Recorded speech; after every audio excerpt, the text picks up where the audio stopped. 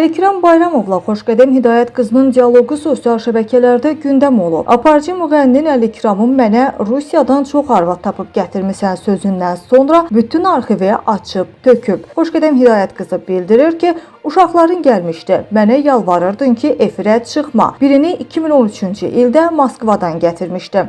Əlikram yalvardı ki, Xoşqədəm, nə olar, evimizdə söz-söhbət düşəcək. Əməkdaşlarımızdan xahiş eləyirəm. Səni axtarıramın 15 illiyində Moskvadakı Yuliyanı gətirin sözlərinə isə Əlikram belə deyib: Heç nədən qorxmuram. Kişi qorxaq olmaz. Xoşqədəm tapmamış uşaqları gətirib, çünki o dərinə gedəcək. Efirdə qonaq olan Əlikram Bayramovun oğlu isə onların söhbətinə reaksiyası belə olub: Mən narahat deyiləm. Hər şeyi adıma keçirmişəm. Atamın adına bircə maşın qalıb. Maşını neyniyim? Şükür Allaha, maşınım da var deyə açıqlamasında bildirib.